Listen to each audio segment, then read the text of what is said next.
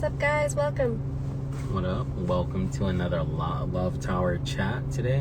What's on our topic list for today? Well, I know you've been kind of on your meditation journey, haven't you? You've been meditating more. And I know we talked a little bit about some of the experiences. You asked me a few questions. Kind of what have you been experiencing in your meditation In journey? general? Yeah. Hello, welcome. For my meditation journey, really, I would say it started about 6-7 years ago, maybe 8. But in the beginning, I was a very active meditator. Like, I'd always see, like, a lot of visuals. I'd still have a lot of thoughts. Like, I'd have a lot of ideas, like, all these different things. But I think in the beginning, they were cool experiences, but it wasn't really... It was a different type of meditation. And so, more the last few years, been focusing more on stillness meditations. Really cultivating, like, those heart-based practices. And in the beginning, especially because I came from an active meditation standpoint, it was, like, so many thoughts. Like, how do I get the thoughts just less and less and less and less? And so the advice that you shared too of, like, you know, not having as much judgment or criticism of even having those thoughts, like allowing them to be there, but just letting them go. You know, maybe the next time I meditate, it's less thoughts, right? Maybe I start off with 100 and then I go down to 50 and then I go down to 25 and then I go down to 1 and then, you know, so forth and so forth, which hasn't been linear by any means, but that's been very, very helpful, first and foremost with the judgment, but also getting used to the quietness and the stillness. Rather than like active imagination or so much stimulation, essentially. So getting used to the actual stillness, and I've come to a point to actually enjoy it. Where it's nice, not just from a perspective of a break, but more from like a deep state of rest, in a sense. Isolation, but not, again, like out of running away or separation, anything like that, but just coming home, in a sense, to a place of true stillness where everything outside of the world it's kind of like you're in the eye of the storm, right? But you're at the very center where everything else is going around you, but really grounded and rooted. And so I've come to that place. But that was a journey for sure. That's interesting. And I know we talked a little bit about the more you've kind of gone through that meditation journey, you would kind of ask me different questions and different things when certain things would arise, when you would feel like kind of difficulties in the meditation or even resistance and being like consistent with it.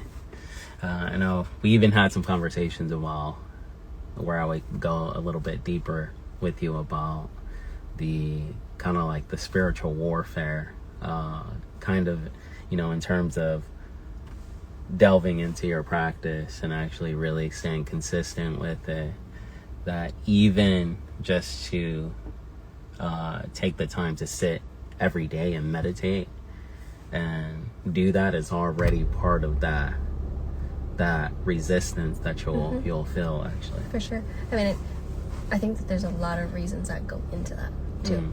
Like, you can have your own personal resistance. You can have like the ego's way, kind of like blocking you or protecting you, or, you know, all these different things from a personal level.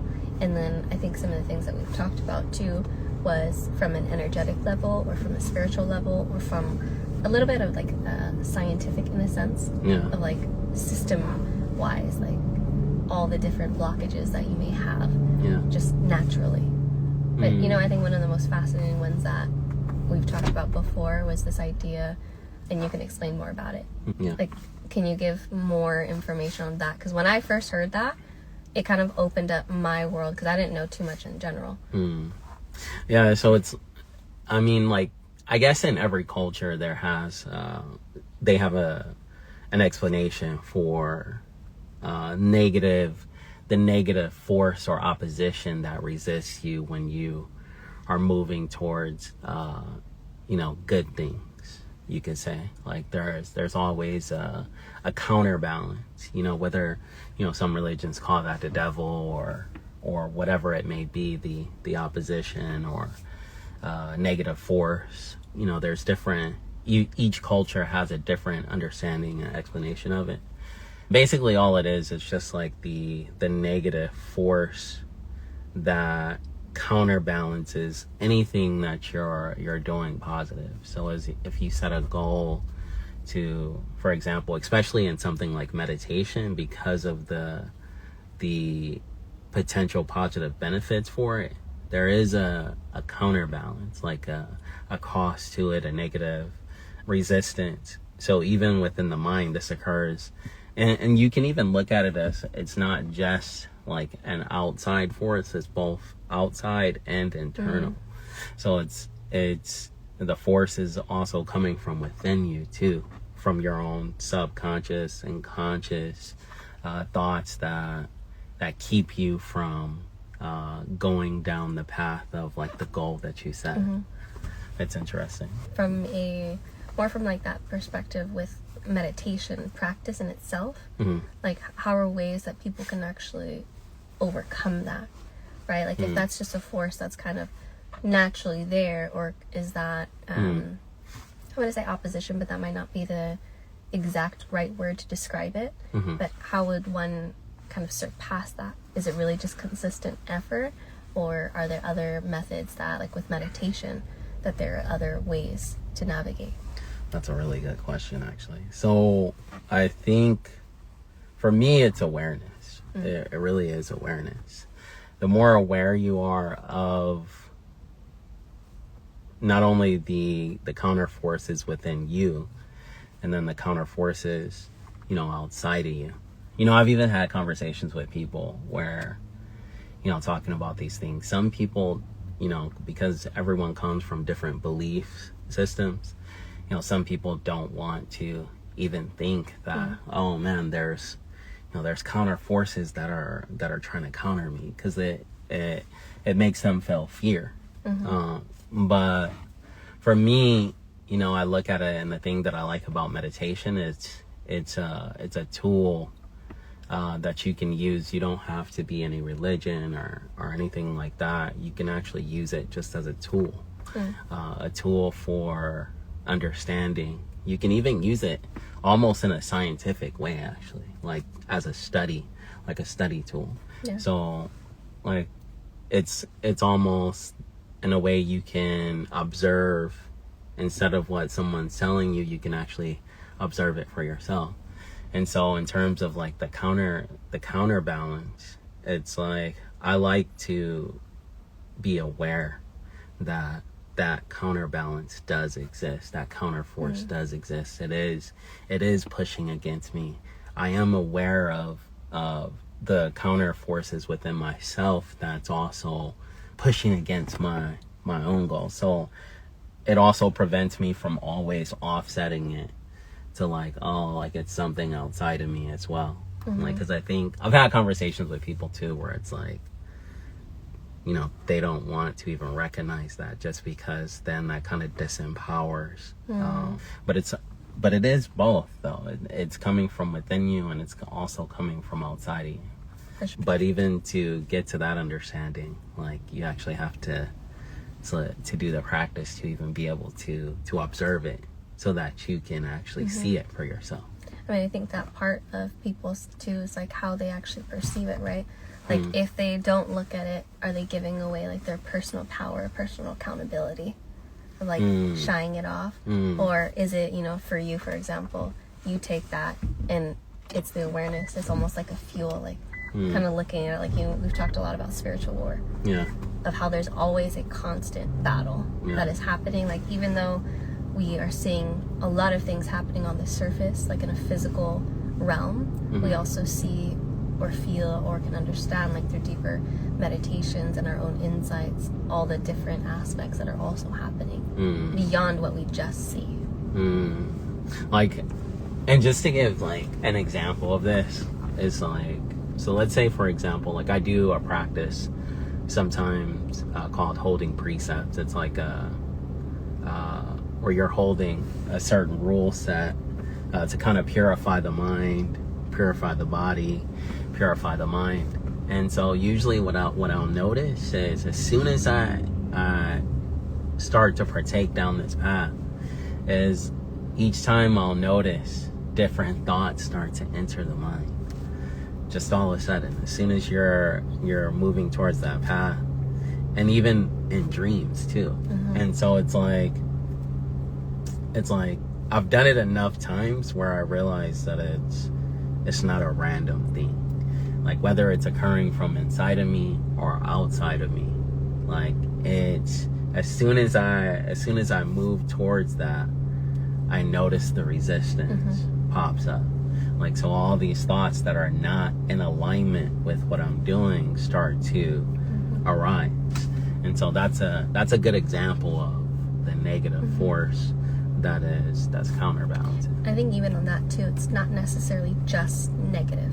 Yeah. Like, well, you have a quote where you talk about, like, the universe won't reveal its secrets to a dark heart, right? Yeah. I think even in that sense, like, we might sometimes label it or perceive it as negative, but the more we actually do the practices, the more that we actually push through those, like, it's kind of can be seen as like this filtration, right? Yeah, that's a good point. In a sense of like there's the positive, negative to everything. And so even with that or any other practice, it's like, okay, you push through, you push through, you push through. Where is that knowledge, that wisdom that's actually gained from it? You know, and so I think it's like, okay, even though it's there, maybe it's perceived negative, but it doesn't actually have to be, or there's also a positive side to it. So it's just interesting, like seeing it from different angles and different perspectives. But you know, that's funny you say that, because that's actually part of the practice that I do. It's like whenever the negative, or what I perceive as negative to what I'm doing and the direction that I'm going in the moment, the resistance to whatever I'm doing.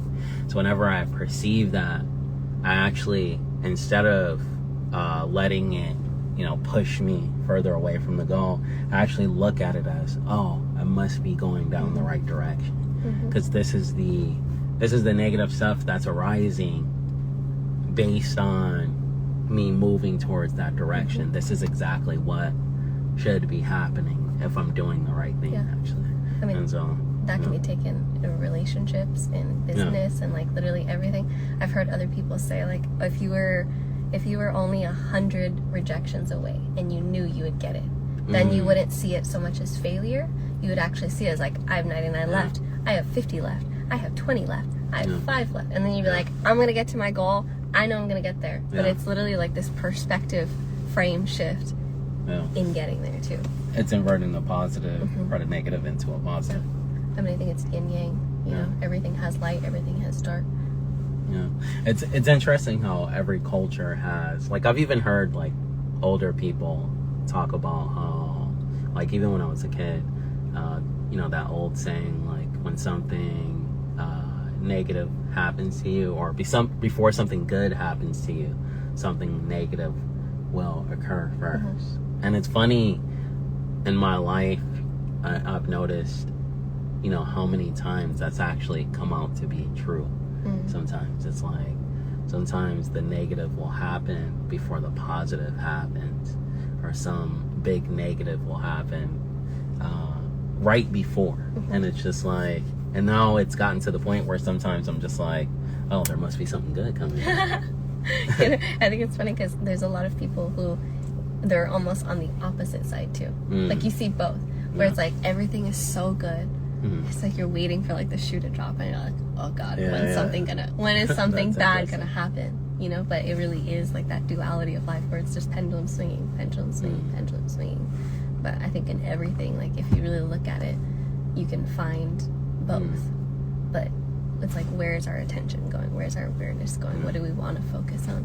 Yeah, and we talked about it a little bit too. I know in the other conversation that I had with Kelly, we were talking about the book Outwitting the Devil, where it talks about basically, it calls it in that book the devil, but again, it's speaking about that negative force, and it's talking about the tools that it uses to basically put you in a state where it's controlling you, where you're not thinking for yourself, where you're being controlled by all these negative factors. I think some of them was like fear, procrastination, all these different tools, fear of death, fear of poverty, and all these different things that it uses as tools of control, to control like a human consciousness. Yeah. And I thought like that book and how it shapes the perspective of it is a lot different than I think a lot of people have heard. Like it really frames it in an interesting way. For sure. I mean, it talks a lot too about the concept of drifting. Yeah. Like it's like the more that you can kind of keep someone in this like sleep state, right? Then you can drift them a little here, drift them a little there, drift them a little there. Yeah. And the more that they drift, then they can't really change their circumstance. They can't really come from this like this loving state or this joyous state or like this free kind of state. Like you're in a constant state of suffering or chaos. Yeah. And that's the goal. Yeah. Or you always find yourself either in a state of suffering, or you always find yourself slightly off from where you intended to be. Because it states in the book how it says, I think the percentage was like 98% of people don't think for themselves. Like basically saying like the devil, what it calls the devil, is controlling the minds of 98% of humans, and only 2% of people are actually like thinking for themselves. Yeah. And I always thought that was really interesting. I was like, Yeah. Definitely a good book. Yeah, it's a really good book. Oh, within the devil. What other books do you read right now, or that you have read that kind of help within this journey or this kind of path that we're talking about? A few Buddhist books, but some Dzogchen books as well. But those are a little bit more more advanced. I think Eckhart Tolle's book. Oh, Eckhart Tolle, yeah. New Earth, yeah. Power of Now and The New Earth. Yeah. Definitely pillars. I think it's a little bit of a different track, but still on the same kind of path. He also talks about awareness, like being the key, actually, because he talks about in that book more of the ego being kind of the control mechanism for negative forces to kind of enter in, and then having your awareness be there to diminish the ego. I think that's really powerful too. I've used that too. Like even honestly, for me, I would say awareness is the best methodology for me. For sure. I mean, if you're not aware of something, you can't change it. Yeah. It's like completely out in your blind spot, but once you're aware of it, it's like you actually have a choice. You have the power to do something with it. Yeah. Like I even at Dhammakaya, they do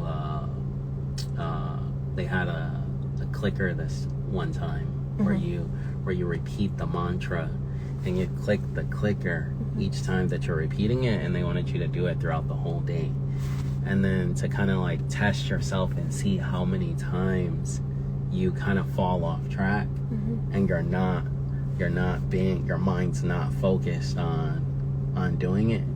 And it's interesting because you see how many times your mind gets derailed and it's drifting all the time. And so it's very interesting because then you understand like you do have to really have like a very strong awareness. Like how often is the mind drifting? How often are the negative energies kind of entering to shift you just a little bit so that you're off path? I mean, you've also talked about a different practice where every hour, right? Let's say you have your work day, you're spending time with your family, like whatever that may be, but every hour you kind of come back to center. Even if it's just a moment, a reframe, just a pause, right? You come back to center. I think the same thing when you're going through the day, whether you want to connect with your heart, with love, with joy, right? And then something happens here, you get triggered there, this happens over there, or you just face natural challenge or adversity through life, but then it's like, okay, can I come back to my heart? Can I stay in my heart? Can I stay in my center? Exactly. Can I come back to my center? And the more times that we do that throughout the day, the more times we do that throughout the week, then we can actually come and resonate from a different place. But then that also becomes habit. Like we can literally shape who we want to be who we envision ourselves to be. It's funny you said that. You said it becomes habit. It literally says that in Outwitting the Devil. Like, you're like, one of the tools against drifting or against the negative forces is to kind of build natural habitual habits where you're building that own, like, repeated repetition of a positive thing to kind of thwart the negative force. So if that's, you know, like, oh, I want to lose weight, like, you're building the repetition of, like, oh, I gotta go to the gym every day, I gotta do this every day, I'm doing it every day, and you're in the habit. It becomes almost like a ritual for you. I know we've had some team members who they want to start a book club, So we can actually share everything. Yeah, That'd be good. good. If you guys want a Love Tower book club, please let us know. Yeah, let's do it. Yeah. Well, thank you guys for joining this week's chat. Thank you. We do have an upcoming event on March 28th. It is live in Los Angeles. It'll be breathwork and meditation and really collective blessing for the entire world. It's really a candlelight prayer for peace. And so if you'd like to join us, head to the link in our bio, and we'd love to be with you there. Awesome. Thanks, guys. Thanks, guys. Till next time.